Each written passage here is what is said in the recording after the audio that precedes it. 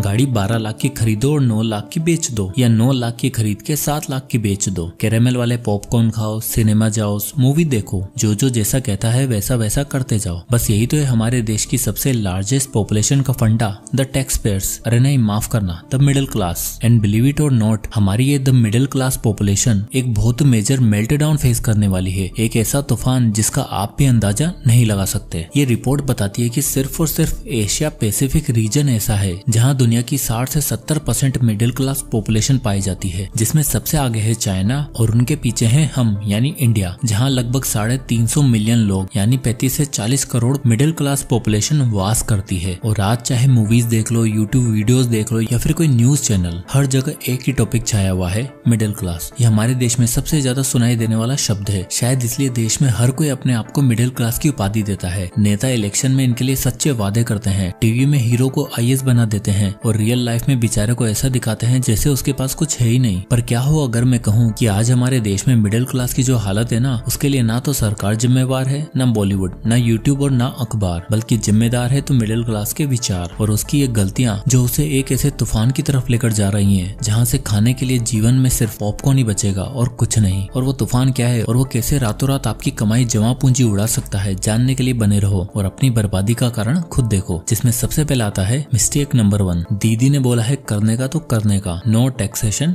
Knowledge. वैसे तो कहा जाता है इंडिया में ज्यादा टैक्स पे करने वाले लोग नहीं है, पूरी पॉपुलेशन में सिर्फ 1 से 2% लोग इनकम टैक्स भरते हैं। पर जरा ये देखो, ये है इंडिया का लेटेस्ट जीएसटी कलेक्शन। नवंबर 2024 में इंडिया में total 1.82 lakh crore GST collect किया गया है। और सुन के आपको हैरानी होगी कि हर साल इंडिया में लगभग 20 से 25 लाख करोड़ जीएसटी कलेक्शन होता है, जो कहां से आता है? आपकी डेली यूज की चीजों से। चपाती से लेकर आटा तक, रोड साइड फूड स्टॉल से लेकर फाइन डाइन रेस्टोरेंट तक, तौलिए वाली चप्पल से लेकर एसी, टीवी, फ्रिज तक, आप हर जगह जीएसटी देते हो। कहने के लिए तो 1-2% पॉपुलेशन ही है, लेकिन आज की डेट में इंडिया का हर एक अमीर, गरीब और एक मिडिल क्लास यानी पूरी 100% पॉपुलेशन किसी न किसी रूप में टैक्स पे कर रही है। पर इनमें से एक इंसान ऐसा है जो देश का राजा बेटा बन के जीता है, जिसको टैक्स की बिल्कुल नॉलेज नहीं है। इसलिए वो सिर्फ एक नहीं बल्कि 2, 4, 5 जितने पॉसिबल टैक्स होते हैं सब देता है, क्योंकि उसका मानना है दीदी ने बोला है करने का तो करने का। इसलिए चाहे गाड़ी बेचने के लॉस पर टैक्स देना हो या पीवीआर में जाके अलग अलग वेराइटी रेंज के पॉपकॉर्न पे अलग अलग टैक्स देना हो, इनके लिए सब जायज है। ये कभी ना कोई सवाल करते हैं ना कोई जवाब देते हैं, बस अपनी नौकरी करते हैं, पैसा कमाते हैं और उस पैसे में आधा हिस्सा सरकार को दे देते हैं। हमारे मिडिल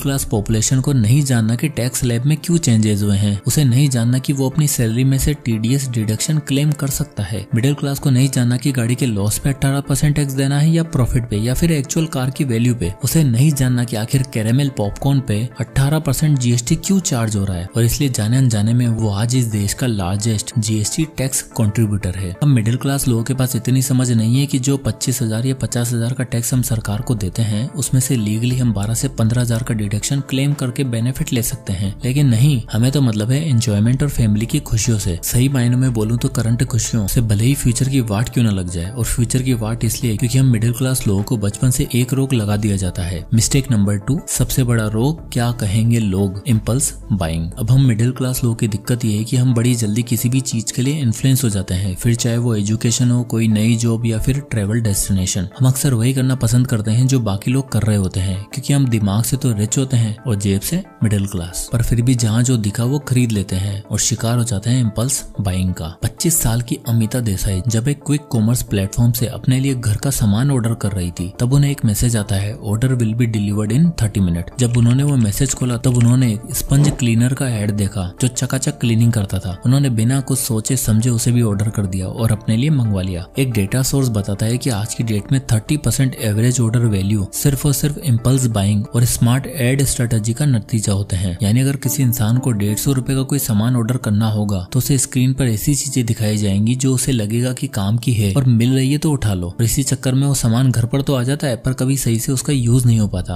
आज की डेट में क्विक कॉमर्स ने काम इतना आसान कर दिया है कि भैया आईफोन 10 मिनट में डिलीवर हो रहे हैं, जो इंडिया की ई कॉमर्स मार्केट के लिए तो अच्छा है पर हम जैसे मिडिल क्लास के लिए बिल्कुल अच्छा नहीं है। अब ई कॉमर्स छोड़ो, 90% ऑफ मिडिल क्लास पॉपुलेशन में फियर ऑफ मिसिंग आउट यानी फोमो होता है। वेडनेसडे को भले ही कितना भी पेट भराओ या घर पे खाना बनाओ, पर KFC से जानबूझकर इसलिए ऑर्डर करते हैं ताकि ये डिस्काउंट वाली चीज मिस न हो जाए। जूडियो के नया स्टोर खुला है, इनके दोस्त 3,000 की शॉपिंग करके आया तो ये 5,000 की करके आएंगे। सिर्फ दिखाने के लिए कि देख भाई मैं भी खरीद के आया हूँ, मार्केट में नया आईफोन आया है और सबसे पहले आपके देश का मिडिल क्लास कतार में ना दिखे, ऐसा हो ही नहीं सकता। इस बात का एग्जाम्पल यही देख लो, इसमें से लाइन में खड़े 90% लोग वर्किंग क्लास के हैं और ऐसे गर्व से बता रहे हैं कि मैं सुबह 6 बजे से लाइन में खड़ा हूँ, जैसे कोई बहुत ही महान काम करने खड़े हों। एक तो हम मिडिल क्लास लोगों को लाइन में खड़ा होना बहुत ही पसंद आता है। अरे भैया पहले देख तो लो, जरूरत 1,60,000 के फोन की है या सिर्फ नॉर्मल फोन की, पर नहीं, सबसे पहले आईफोन 16 खरीद के ये भाई साहब तो सोसाइटी का मसीहा बनेंगे। मिस्टेक नंबर 3, लाइफ की लग्जरी ऑन EMI यानी कार्स।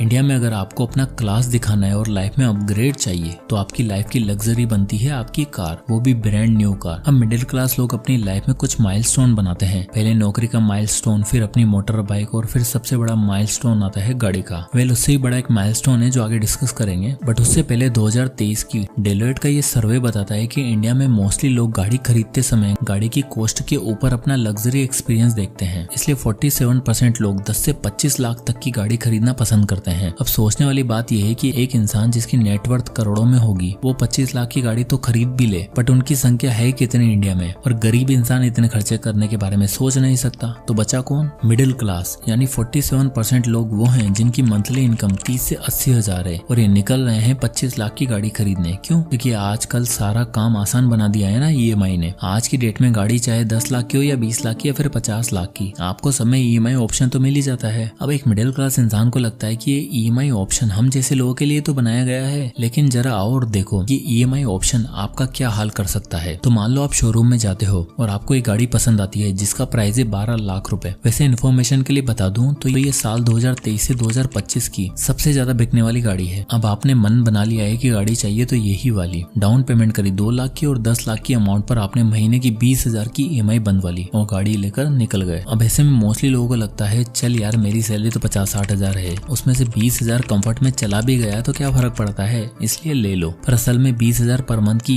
EMI तब चुभने लगती है जब आपको पता चलता है कि मेंटेनेंस, सर्विस और टैक्स वगैरह मिलाकर इस गाड़ी का फिक्स्ड खर्चा बनता है 25 से 30 हजार रुपए, और गाड़ी से इस बीच में एक आध डेंट लग गया तब तो हो गया कल्याण। इसलिए कहावत बनी है, पैर उतने फैलाओ जितनी चादर हो। पर हम मिडिल क्लास लोग कहाँ मानने वाले हैं, हम करते हैं एक और गलती। मिस्टेक नंबर 4, दुनिया भर का ज्ञान पर फाइनेंशियल ज्ञान गुमनाम, यानी नो फाइनेंशियल नॉलेज। अब इंडिया में मिडिल क्लास लोग कितने भी ऑपरेस्ड हो, कितने भी केयरलेस हो, पर एक चीज में हमारे देश का मिडिल क्लास की कोई टक्कर ही नहीं है, वो है एजुकेशन। एक मिडिल क्लास परिवार का बाप खुद के लिए भले ही कुछ ना रखे पर अपने बच्चे के एजुकेशन के लिए हर वो पॉसिबल खर्चा करने के लिए तैयार होता है। अच्छे स्कूल से लेकर अच्छी ट्यूशन फीस तक, स्कूल के बाद हायर स्टडीज, बेस्ट कॉलेज सब अफोर्ड करने के लिए तैयार हो जाता है। इस डेटा के अकॉर्डिंग एक इंडियन पेरेंट अपने बच्चों के एजुकेशन में लगभग 30 लाख रुपए इन्वेस्ट कर देते हैं, और इसके बाद भी अगर बच्चा हायर स्टडी करना चाहे, विदेश जाना चाहे, लगभग 50 से 60 लाख रुपए और लग ही जाते हैं। देखो ये एक अच्छी चीज है और एजुकेशन ही हम मिडिल क्लास लोग की सबसे बड़ी प्राइड है, और कहते हैं एजुकेशन जितना लो उतना कम है। पर मिडिल क्लास पेरेंट्स ABCD और ट्रिग्नोमेट्री तो सिखा देते हैं, पर कभी ये सिखाने पर ध्यान नहीं देते कि सेविंग कैसे करनी है, जितनी पॉकेट मनी दी जा रही है उसे कैसे कैसे और कहां कहां पर खर्च करना है, कितना बचाना है। जैसे भी मान लो आपने तो ये देख ही लिया होगा कि अगर आप 10 लाख रुपए का लोन लोगे तो आपकी 20,000 की EMI बनेगी, पर सोचो अगर 20,000 अगले 5 सालों के लिए हर महीने SIP करी होती जहां आपको 12% का इंटरेस्ट मिलता, तो 5 साल बाद आपके पास 16 लाख रुपए होते, और अगर यही चीज 10 साल तक कंटिन्यू रखते तो आपके पास होते 46 लाख रुपए। पर नहीं, ये ज्ञान हमें किसी ने आज तक तो दिया ही नहीं। पापा ने तो बस यही सिखाया है कि लाइफ में पढ़ाई करके नौकरी करो, फिर गाड़ी लो और माइलस्टोन अचीव करते रहो, तब समाज में इज्जत बनी रहेगी। और हम उस इंसान की बात मानते भी इसलिए हैं क्योंकि 99% मिडिल क्लास फैमिली में हमारे पिताजी ही होते हैं जो सब कुछ करते हैं और सारा घर संभालते हैं, और यही अगली गलती जो आने वाली पीढ़ियां भी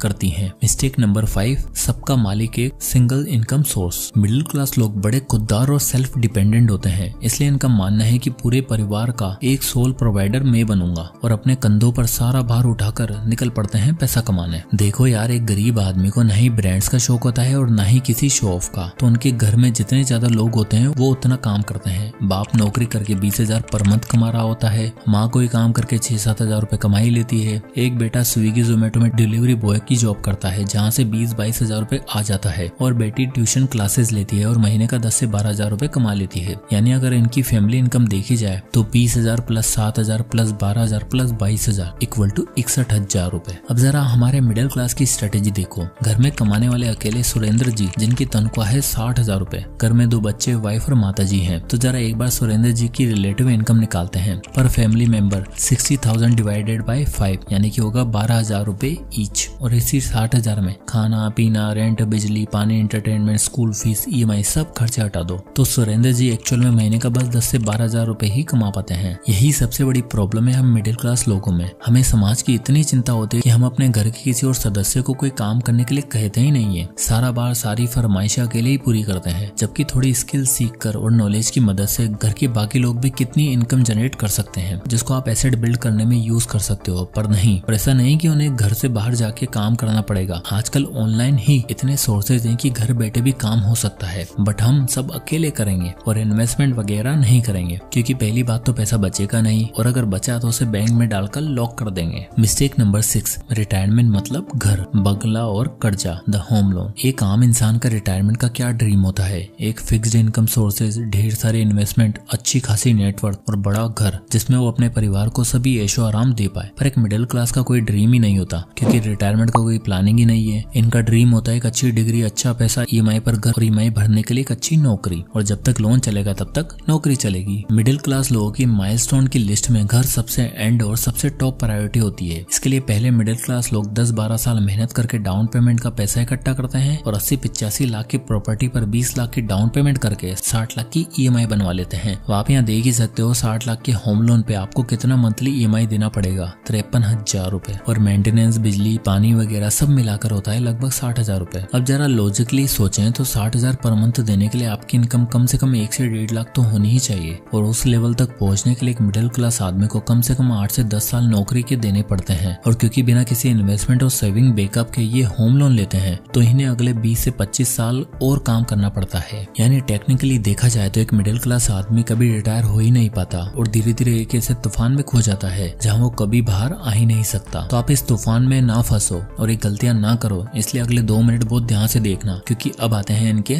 solutions. Solution number 1, think twice और हैव ट्वाइस द बजट। तो सबसे पहले अगर आपको अपने खर्चों पर कंट्रोल रखना है और इम्पल्स बाइंग से बचना है तो 2 रूल्स फॉलो करो। पहला है द 24 आवर रूल। अगर आपको कोई चीज खरीदनी है, कोई बड़ी चीज, कोई बड़ा डिसीजन लेना है, तो उस चीज को खरीदने से पहले 24 घंटे का समय लो, और अगर 24 घंटे के बाद भी आपको उस चीज की नीड लगती है और कोई और सोर्स नहीं दिखाई देता तो उसे खरीद लो। पर अगर 24 घंटे के बाद उसकी कोई नीड महसूस नहीं होती तो उस चीज की आपको कोई जरूरत ही है ही नहीं। इसके बाद है second rule, 2x money rule, जिसमें अगर आप कोई भी इलेक्ट्रॉनिक या बड़ा सामान EMI पर लेने जा रहे हो तो सबसे पहले ये देखो कि आपके पास उससे डबल अमाउंट आपके बैंक अकाउंट में है कि नहीं। यानी अगर एक फोन 1 लाख रुपए का है और उस पर आप EMI बनवाना चाह रहे हो तो आपके अकाउंट में 2 लाख रुपए होने चाहिए। इससे 2 फायदे होंगे, आप कभी भी पेमेंट में डिफॉल्ट नहीं करोगे और दूसरा आपका क्रेडिट स्कोर भी अच्छा रहेगा। Solution number 2, build multiple income sources, यानी इंक्रीज अर्निंग मेंबर। देखो अब आप अपने परिवार में अगर किसी को काम नहीं करना देना चाहते तो आपको अपनी इनकम को बढ़ाने पर ध्यान देना होगा। वॉरेन बफेट कहते हैं कि हर इंसान के पास एटलीस्ट 2 इनकम सोर्स तो होने ही चाहिए, एक एक्टिव और एक पैसिव। और अगर आपको अर्ली रिटायरमेंट लेनी है तो आपको महीने का अच्छा खासा पैसा चाहिए होगा जो आपको पैसिवली रिटायर करवाने में दम रखता है। अगर हो सकता है तो अर्निंग मेंबर बढ़ाओ। आज के इंटरनेट की दुनिया में जरूरी नहीं है कि आपको पैसा कमाने के लिए घर से बाहर निकलना ही पड़ेगा, बल्कि घर बैठे बैठे भी आप स्किल सीखकर पैसा कमा सकते हो। Solution number 3, don't think about milestone, think about early retirement. देखो जब तक आप एक एक करके माइलस्टोन के पीछे भागते रहोगे तो उस नेवर एंडिंग लूप में फंसे रह जाओगे, और हो सकता है आपका वो माइलस्टोन तो अचीव हो जाए लेकिन आने वाली फ्यूचर जनरेशन के लिए एक फूटी कोड़ी ना बचे। इसलिए लाइफ की पहली प्रायोरिटी रखो रिटायरमेंट, और वो रिटायरमेंट आपको मिल सकता है इन्वेस्टिंग से। 50,000 की घर की EMI और 20,000 की गाड़ी की EMI भरने से अच्छा है उस अमाउंट को इंडेक्स फंड में इन्वेस्ट करो, जहां आपको ऑन एन एवरेज 12 से 15% का रिटर्न मिल सकता है, और बावजूद इन्फ्लेशन के मात्र 10-12 सालों में आपका रिटायरमेंट अमाउंट भी इकट्ठा